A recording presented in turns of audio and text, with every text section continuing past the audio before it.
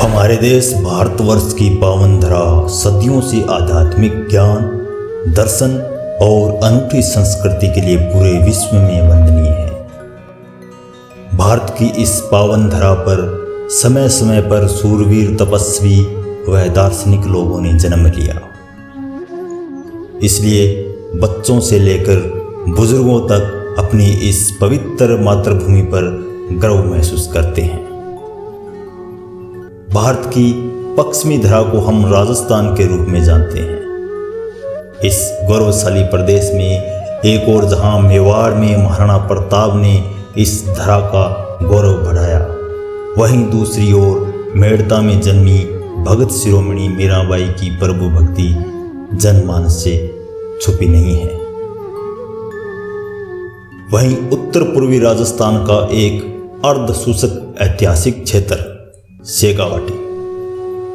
शेखावाटी में भी सूरवीर, दार्शनिक और संत महात्माओं ने जन्म लिया। शेखावाटी झुंझुनू, सीकर, चूरू व गंगानगर को अपने आप में समेटे हुए है। गंगानगर जिले की सूरतगढ़ तहसील का एक छोटा सा गांव है मोकलसर। छोटी सी आबादी वाले इस गांव में एक जयपाल परिवार का घर है और जिनके मुखिया थे स्वर्गीय श्री डूंगरराम जी जयपाल। डूंगरराम जी जयपाल की धर्मपत्नी का नाम लादू देवी था। लादू देवी धार्मिक विचारधारा की महिला थी। डूंगरराम जी जयपाल बाबा रामदेव जी के भगत थे।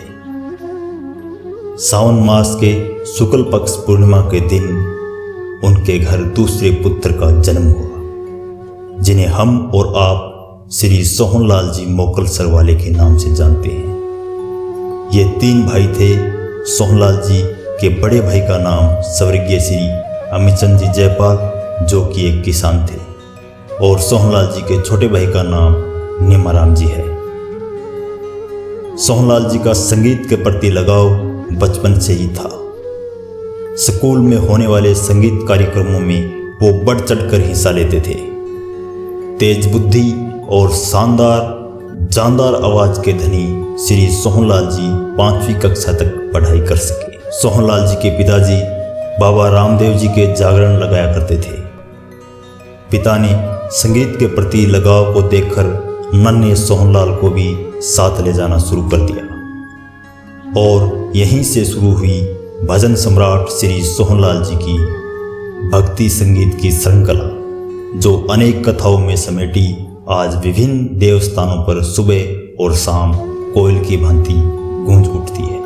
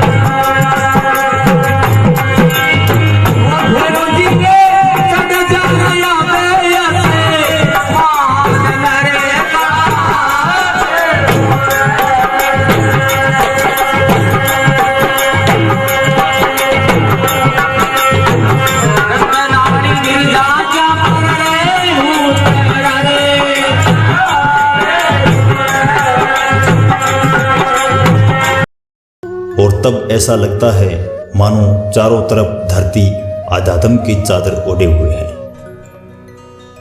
सोहनलाल जी की पहली ऑडियो कैसेट कथा जगदेव शीशदान थी, जो श्री भवानी रिकॉर्डिंग कंपनी ने लॉन्च की थी और साल था 1992। और उसके बाद तो मानो ऑडियो कंपनियों में होड़ सी मच गई सोहनलाल जी से कैसेट रिकॉर्ड करवाने के लिए। और इस प्रकार श्री सोहनलाल जी ने लगभग 105 ऑडियो कैसेट रिकॉर्ड किए, जो विभिन्न कथाओं पर आधारित थे। राजस्थान के लोक देवता गोगा जी महाराज, बाबू जी महाराज, तेजा जी महाराज, जीवन माता जी, करनी माता जी आदि अनेक कथाएं गाई। इनके लाइव प्रोग्राम में जनमानस की भीड़ इतनी कि पैर रखने के लिए जगह भी नहीं होती थी। ये जलवा था शेखावाटी के इस महान कलाकार का, जिन्होंने अपने अंतिम भजन संध्या में सबको बोल दिया था कि ये मेरा अंतिम कार्यक्रम है। शायद उन्हें पूर्व आभास हो गया था और उस अंतिम जागरण के कुछ दिन बाद ही वो अस्वस्थ हो गए। बीकानेर हॉस्पिटल में भर्ती करवाया गया, जहां डॉक्टरों के अथक प्रयासों के बावजूद 29 सितंबर 2012 को करोड़ों लोगों के दिलों पर राज करने वाला लोक संगीत सम्राट सोहनलाल जी देवलोक प्रस्थान कर गए। उनके आकस्मिक निधन की खबर सुनकर पूरे शेखावाटी में शोक की लहर सी छा गई। श्री सोहनलाल जी को राजस्थानी लोक संगीत के क्षेत्र में युगों युगों तक याद रखा जाएगा। ये अपनी कथा व संगीत खुद ही बनाते थे। सोहनलाल जी के 3 पुत्र हैं, रामकृष्ण जी जयपाल, मंगेश जी जयपाल और सबसे छोटे बेटे बहुरलाल जी जयपाल। बहुरलाल जी जयपाल व सोहनलाल जी के पौत्र मुकेश जी जयपाल संगीत क्षेत्र में सक्रिय हैं। पार्टी सोहनलाल मोकल सरवाले का नेतृत्व उनके पौत्र मुकेश जयपाल ही करते हैं। मुकेश जयपाल एक शानदार आवाज़ के धनी हैं।